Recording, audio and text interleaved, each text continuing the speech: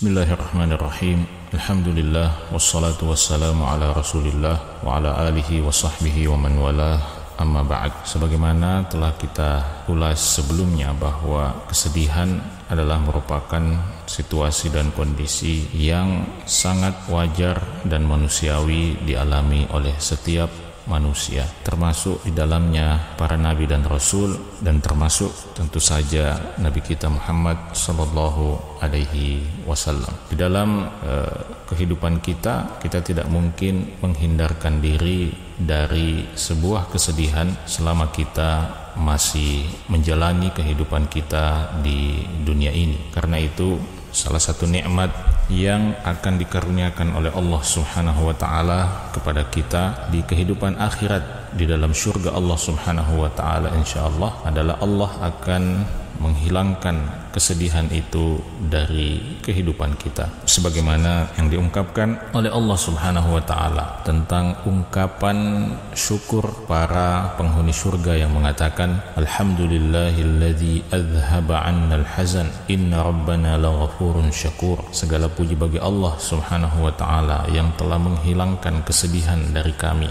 Inna rabbana laghafurun syakur. Sesungguhnya Tuhan kami adalah Tuhan yang Maha Pengampun lagi Maha membalas nikmat atas ungkapan syukur kita kepadanya. Dan ini kata para ulama mencakupi seluruh bentuk kesedihan yang dialami oleh orang-orang beriman di kehidupan dunia mereka. Dan Nabi kita Muhammad sallallahu alaihi wasallam sekali lagi seperti manusia yang lainnya juga mengalami kesedihan-kesedihan, melewati momentum-momentum kesedihan di dalam kehidupannya, sebagaimana yang Allah Subhanahu wa taala sebutkan di dalam surah Al-An'am, qad na'lamu innahu la yahzunuka alladhi yaqulun. Sungguh kami mengetahui wahai Muhammad bahwa begitu menyedihkan bagimu mendengarkan apa yang mereka katakan tentang dirimu, tentang dakwahmu. Fa innahum la yukadzibunak. Sesungguhnya mereka tidak mendustakanmu, walakinnadz zalimina bi ayatillahi yajhadun. Akan tetapi orang-orang zalim itu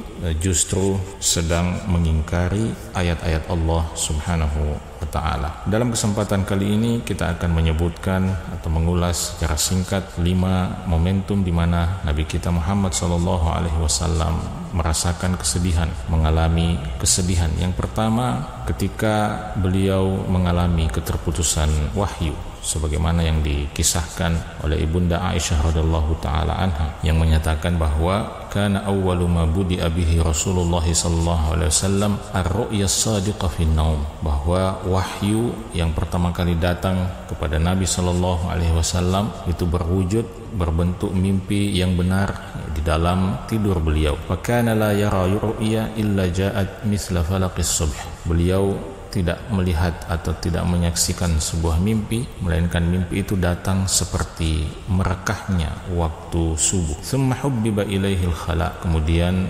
beliau dibuat merasa senang untuk menyendiri. Wa kana yalhaqu bi ghari Hira. Maka beliau pun selalu mendatangi atau mengunjungi gua Hira. Fa yatahannatsu fihi qabla an yarji'a ila ahlihi. Di gua Hira itu beliau bertahannus, beliau menyendiri dalam ibadah kepada Allah Subhanahu wa taala sebelum kemudian pulang kembali menemui keluarganya. Wa yatazawwadu lidzalik.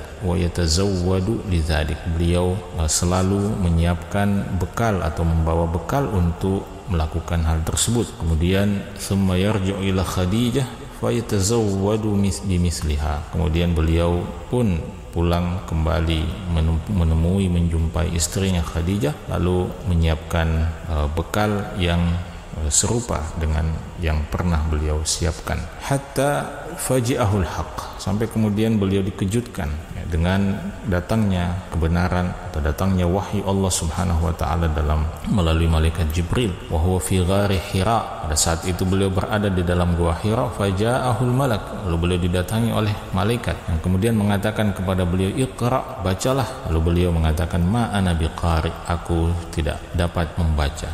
Kisah itu masih cukup panjang disebutkan oleh Aisyah. Lalu kemudian setelah itu terjadilah terputusnya wahyu selama beberapa waktu yang menyebabkan kemudian Nabi kita Muhammad sallallahu alaihi wasallam mengalami kesedihan. Maka dalam peristiwa itu kesedihan Rasulullah SAW sangat dalam disebabkan tertundanya kehadiran wahyu dari Allah Subhanahu wa taala. Beliau merasa berat atas keterputusan itu, seperti orang yang kehilangan koneksi dengan Allah Subhanahu wa taala. Beliau khawatir anugerah kenabian, kerasulan yang Allah berikan kepada beliau itu terputus, sehingga keistimewaan sebagai Al-Mustafa, sebagai pilihan Allah Subhanahu wa taala itu pun tidak lagi beliau dapatkan. Lalu kemudian setelah itu Allah Subhanahu wa taala menghapuskan kesedihan Nabi kita Muhammad sallallahu alaihi wasallam dengan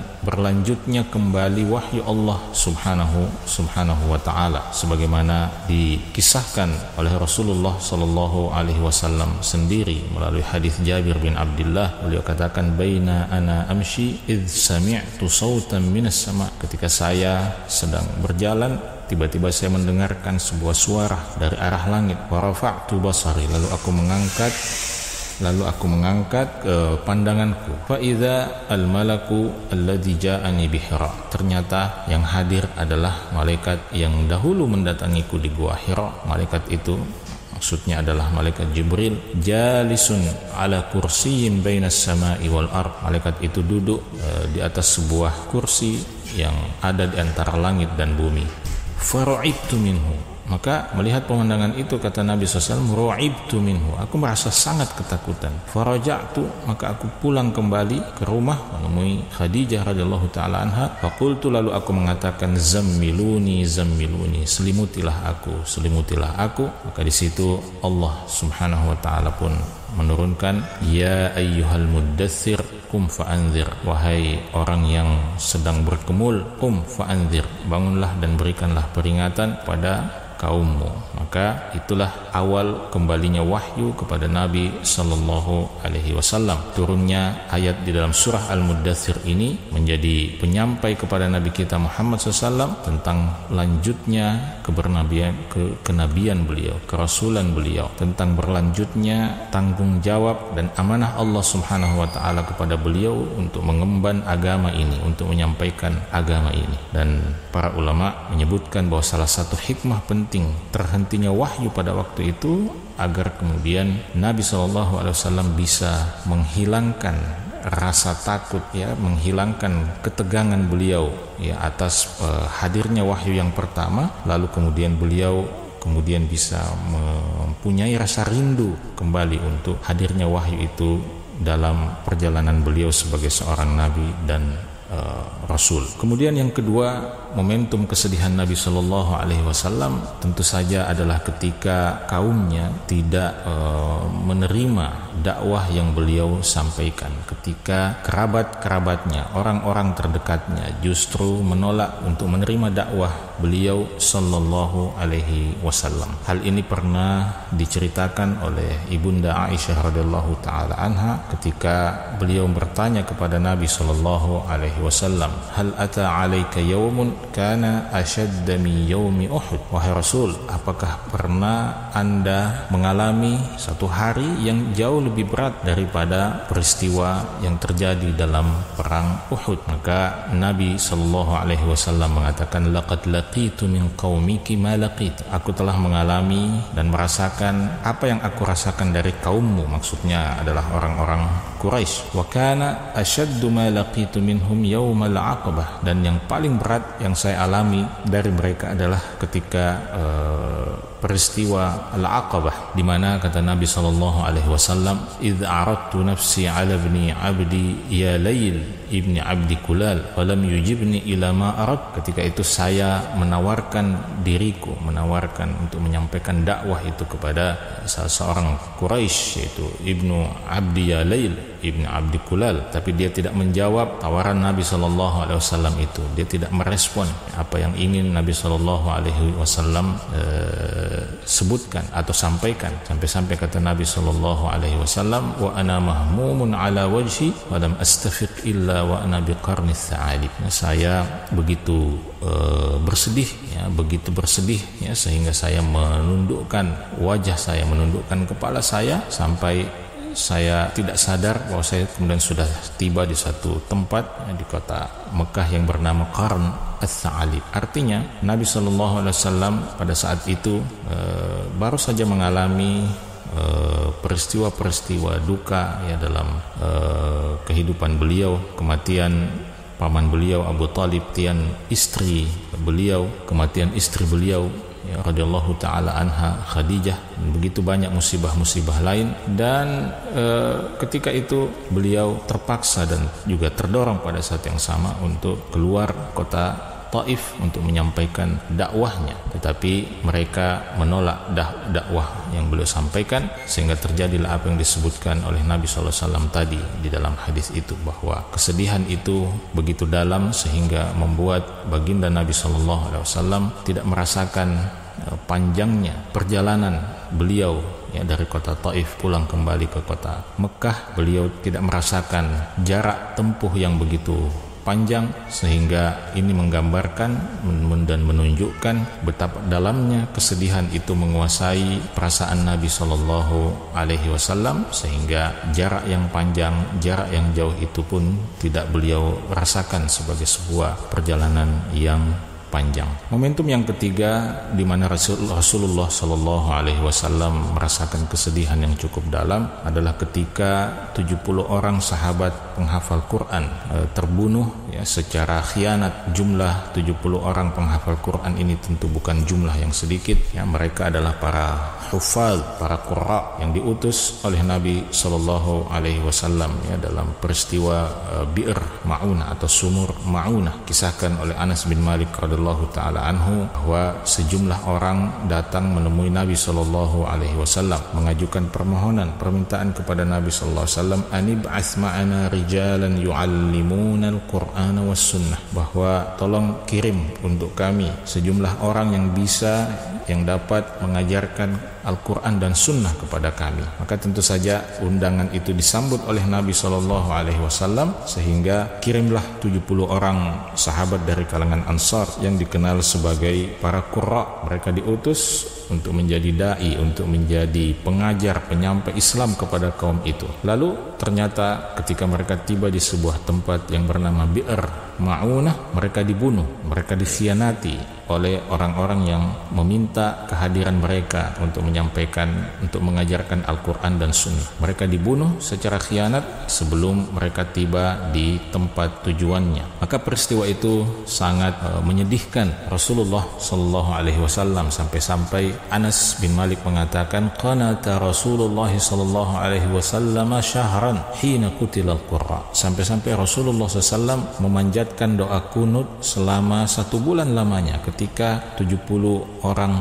sahabat qurra itu dibunuh secara khianat. Sampai-sampai beliau memanjatkan kunut, doa kunut kepada Allah Subhanahu wa taala. Lalu kata Anas, fama raaitu Rasulullah sallallahu alaihi wasallam hazina huznan qattu ashadda minhu. Saya tidak pernah melihat Rasulullah sallallahu alaihi wasallam mengalami kesedihan yang lebih sedih daripada kesedihan beliau pada saat itu sallallahu alaihi wasallam. Kemudian momentum kesedihan beliau yang keempat adalah momentum ketika terbunuhnya 3 orang sahabat mulia Nabi sallallahu alaihi wasallam, yaitu Zaid ibnu Harithah, kemudian Ja'far bin Abi Talib, kemudian Abdullah bin Rawahah. Kalau ada di antara kita yang pernah mendengarkan kisah pertempuran dalam perang Mu'tah, maka kita akan mengenal 3 tokoh ini yang secara bergantian memimpin atau membawa panji peperangan ketika itu. Lalu kemudian mereka terbunuh ya dalam peperangan tersebut ya. Diceritakan oleh Aisyah radhiyallahu taala anha bahwa ketika Rasulullah sallallahu alaihi wasallam mendapatkan kabar terbunuhnya Abdullah Zaid ibnu Harithah, terbunuhnya Ja'far bin Abi Talib dan Abdullah bin Rawahah, kata Aisyah, jalasa Rasulullah sallallahu alaihi wasallam yu'rafu fihi al-huzn. Nabi SAW terduduk ya, dan sangat jelas sekali tampak bahwa beliau mengalami kesedihan ya, yang sangat dalam ya, dari kejadian itu ya, dari peristiwa itu. Lalu momentum kesedihan yang kelima atau yang terakhir dalam pembahasan kita ini adalah kesedihan beliau sallallahu alaihi wasallam ketika pamannya Hamzah bin Abdul Muttalib terbunuh ya oleh seorang sosok yang diperintahkan oleh Hindun, yaitu Wahsy. Ya, Nabi Shallallahu Alaihi Wasallam dalam perang Uhud ya, mendapatkan berita itu ya, dan itu menjadi salah satu peristiwa yang sangat menyedihkan ya bagi Nabi kita Muhammad Sallallahu Alaihi Wasallam. Ya, ini adalah salah satu kisah yang sangat luar biasa, meskipun kemudian Wahsy radhiyallahu taala anhu kemudian masuk Islam, tetapi peristiwa itu tentu saja tidak bisa dilupakan oleh Nabi kita Muhammad sallallahu alaihi wasallam. Itulah secara singkat ya beberapa momentum di mana Nabi kita Muhammad sallallahu alaihi wasallam pernah mengalami kesedihan dalam perjalanan sejarah dakwahnya. Dan tentu saja kita belajar bahwa sedih adalah merupakan sisi manusiawi seorang insan, dan tentu saja kesedihan bagi seorang mukmin harus selalu disandarkan kepada Allah Subhanahu wa taala, harus selalu membuat kita mengingat Allah Subhanahu wa taala bahwa itulah konsekuensi kehidupan dunia ini. Kehidupan dunia ini akan selalu dipenuhi dengan rasa sakit, dengan kepayahan, dengan kesedihan, dan tempat peristirahatan kita yang sesungguhnya kelak ketika Allah Subhanahu wa taala mengizinkan kita untuk masuk ke dalam surganya. Demikian, semoga bermanfaat. Sampai berjumpa dalam kesempatan yang lain. Assalamualaikum warahmatullahi wabarakatuh.